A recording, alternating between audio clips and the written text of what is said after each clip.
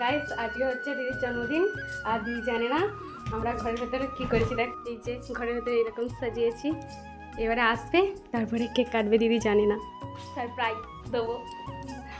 এই ওরা সবাই সারপ্রাইজ দেবো। এই দেখ happy birthday to you, happy birthday to you, birthday to you dear mom, dear Paro, dear Paromita.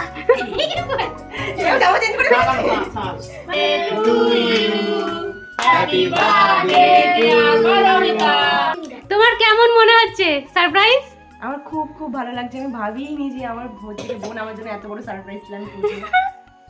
সত্যি দিদি কিছুই জানতো না যে আমরা এত সুন্দর একটা সারপ্রাইজ দেব। কারণ আজ আমরা নিউ মার্কেট গিয়েছিলাম কেনাকাটা করতে, কারণ আর কটা দিন পরে আমাদের অ্যানিভার্সারি। দিদি আমাদের বলেইছিল তোরা আমাদের জন্মদিনে থাকবি না, কিন্তু আমরা জোর করেই থাকিনি, কারণ রাতের বেলা সারপ্রাইজটা দেবো বলে। নিউ মার্কেট থেকে আসার সময় সব কেক টেক কিনে নিয়ে এসেছিলাম, আর আমার বোনকে বলেছিলাম যে তুই বেলুন টেলুনগুলো ফুলিয়ে রাখবি। ও সব কিছু ফুলিয়ে রেডি করে রেখে দিয়েছিল, আর এই সারপ্রাইজটা দিতে দিদি অনেক অনেক অনেক খুশি হয়েছিল। টাটা সবাইকে।